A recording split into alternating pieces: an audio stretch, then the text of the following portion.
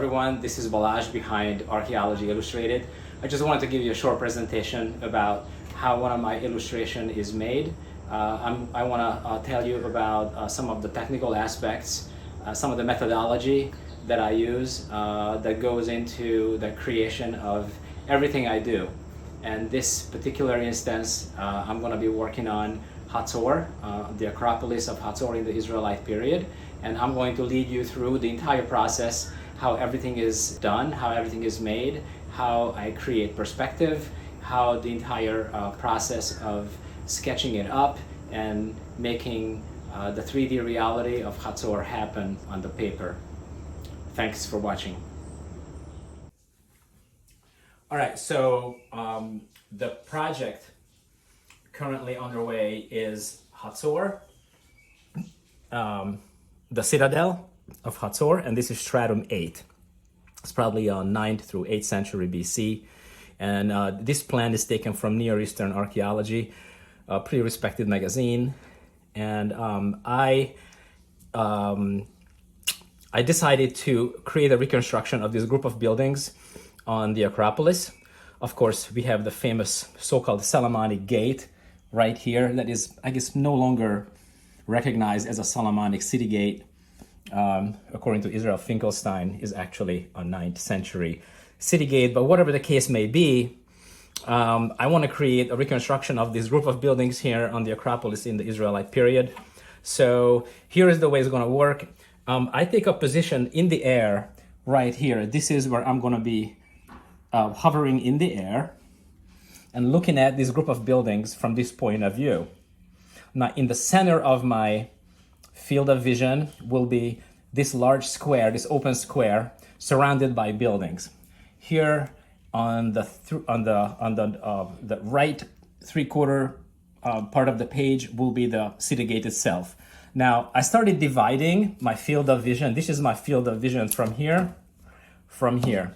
These two lines will be the right side of my paper, and this left line here will be the left side of my paper. Now I'm dividing this on the paper equally to 8 different parts.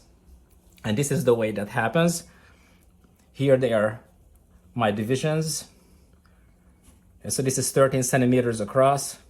So this is 6.5. I'm creating my first 4-fold division of my field of vision. And then I'm going to divide this again.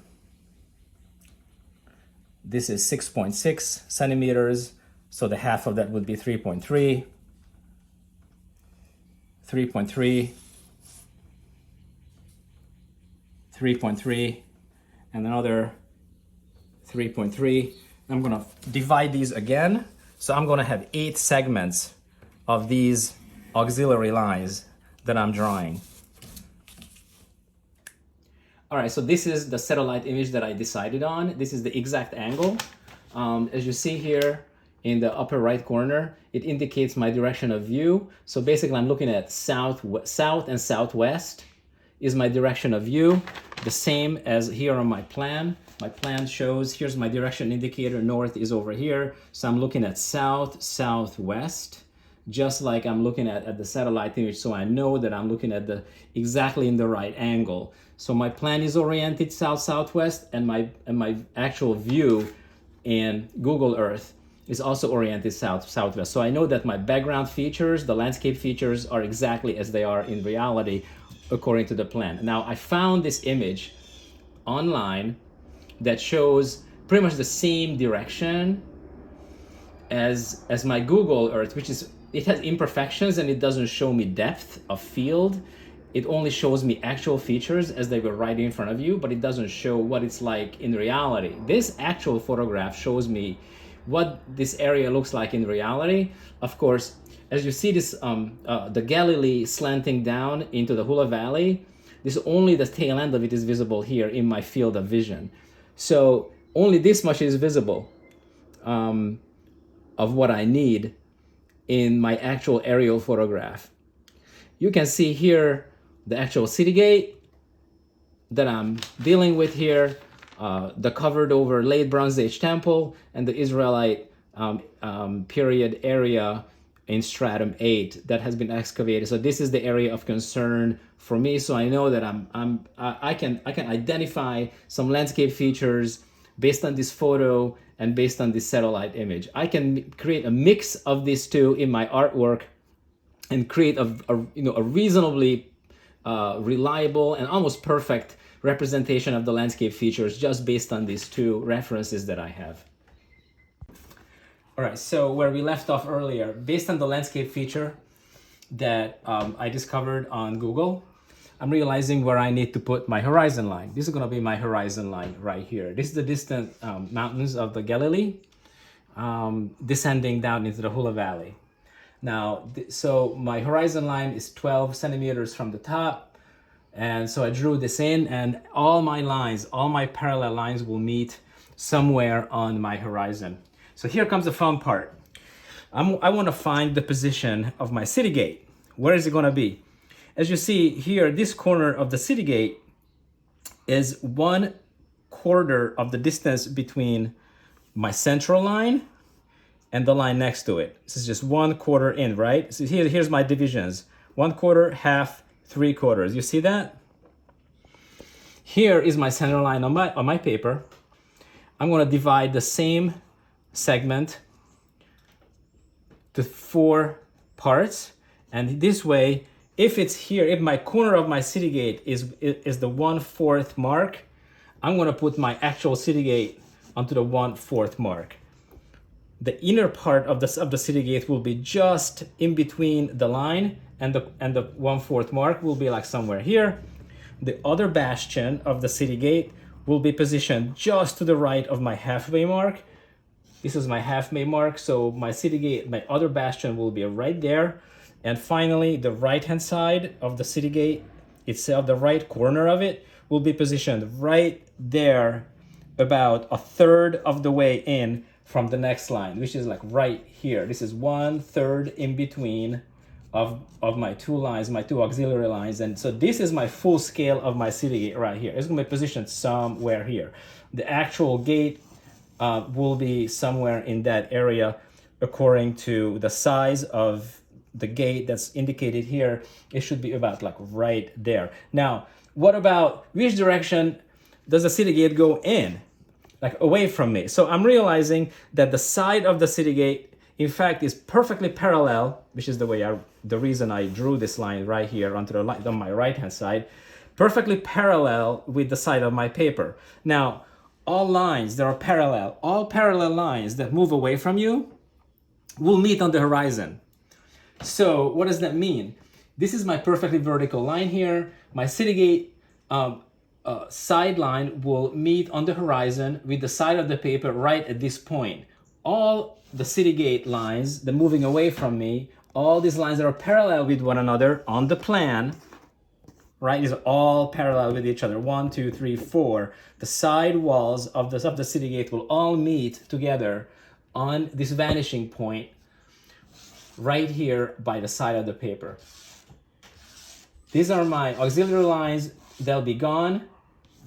Here is a tentative position of my city gate right here. The city walls continue on both sides.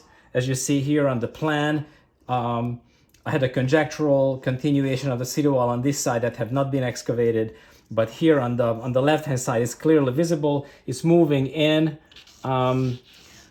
into that direction. I'm going to determine that at a later time exactly what is the angle of this line exactly. I'm going to show you how I determine that. But basically, this is the method of figuring out which direction that is going, which direction these lines are going over here. The facade of my city gate is a whole other matter. All I had to do, let's come down to the floor for a second. Watch this. It's very interesting. I'm going to determine the position of the line of the city walls by sliding a ruler. Put the ruler right next to the city walls, put it right on top of it, get a good reading off of it so that make sure that I'm right on the line, right here. I slide it down, which I already did earlier. I drew this line right here, and I measure the distance These units of measurements is 12.5 and 12.5 and 12.5 centimeters all the way on my paper. I'm going to continue to measure out on the floor. So this came all together through 25 and 50 and 75. This point came out to 88 centimeters from the side of my paper. If this is the side of my paper, I'll have to measure out 88 centimeters all the way from the outside of my paper to determine this point. And that's how I'm going to get the angle of the city wall and the front part of the city gate as well. So this way I can make sure that all my angles will be according to the laws of perspective and everything will work out absolutely perfectly. All right, so the city walls turn out to meet on the horizon at 88 centimeters outside of my paper. So I set up my paper on my floor. I already have my horizon line running at the top of my paper, and I'm using the floorboards to line up my horizon line with the cracks in my floorboards, and I'm able to extend that 88 inches all the way out to the outside of my paper. So this way I can run these lines, all these auxiliary lines, to determine the direction of the front part of my city gate. And this is the way a city gate is going to look like in space, in a 3D way, in 3 dimension. I'm gonna fine tune these lines that run from this vanishing point into all the lines of the city gate that run parallel in one direction, and all the other sides that run parallel with each other will meet in that point on the floorboard at 88 centimeters away from the edge of the paper. So we're at this stage right now. I have the rough landscape features already measured out in the distance, so I have kind of a sense of space and distance. So this is where I'm at the same time, because as we see, we have the city wall running pretty much the same angled as the front of the city gate naturally, and then it makes a break and it turns. I'm going to deal with that later. But right now, what's important for me that I have the front part of the gate in the right direction and the entire city wall running in the right direction. Meanwhile, I figured out that this building right here, this building, I'm going to find the direction for that wall, which it turned out that actually is going to be located at 33 centimeters outside of my paper on the right hand side. So I'm going to be drawing a line at just behind the city gate, so that is going to meet at 33 centimeters on my horizon, somewhere where this chair is, like somewhere out there on my horizon line that I'm going to extend onto the floorboard after I move my paper.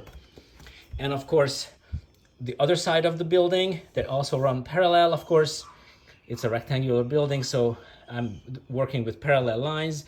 I'm going to have to figure out separately because it has a different vanishing point from the city gate and the walls because it runs in a different direction, right? So if the city gate runs like this and it's 88 centimeters outside of my paper, then this line will run a little bit closer to maybe 60 or 65 or maybe 70 centimeters from the outside. I'm gonna definitely ascertain that and make sure that I'm on the right number precisely, so that the orientation of all of these buildings will be correct as determined by these measurements.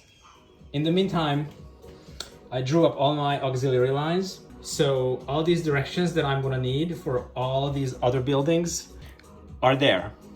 So I have directions currently for the city walls, this building, that building, that building, that long building right there, and I have points on my horizon for these lines, and those lines. Whatever is parallel with each other, I have destinations for. Here's the lines. All I have to do is find the actual locations of the verticals. As you see here, I'm trying to find this point of this building right there. Where is that?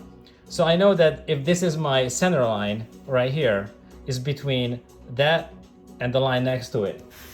This is my center line right halfway between. This is this corner of the building. This will be this corner of this building. Where is the other corner of this building? It's right next to the adjacent line, which will be right there.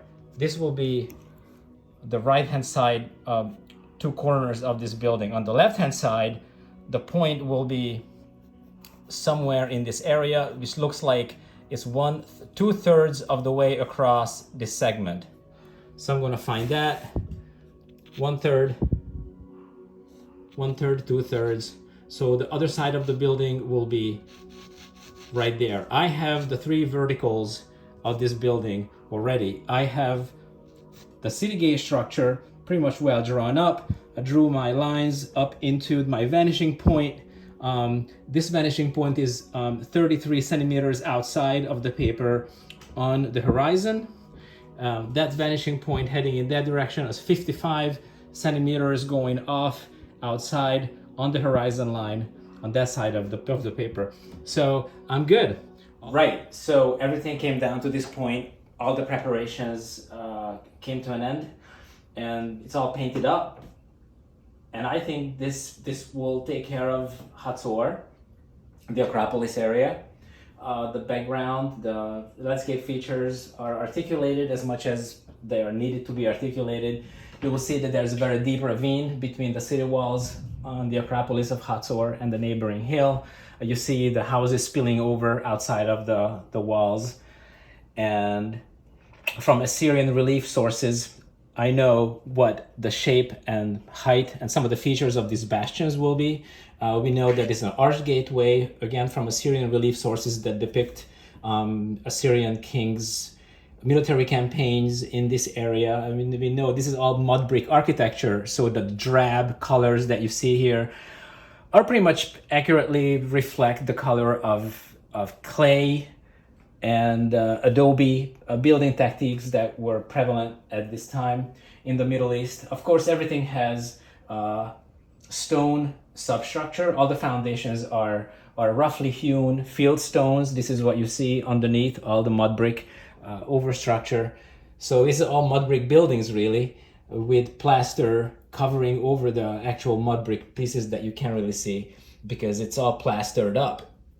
So there's some indication of hand painted design over the city gate that I indicated in a kind of a rough way. Show some people walking in through the city gate. Higher up, you will see the actual center part of this enclosure here, the Acropolis area, where the old Canaanite palace used to be. And the old Canaanite palace actually is destroyed underneath this whole area here in the center, but the Israelites decided not to rebuild it or don't even do any kind of construction activity over this cursed old Canaanite temple palace that used to stand right in the central part.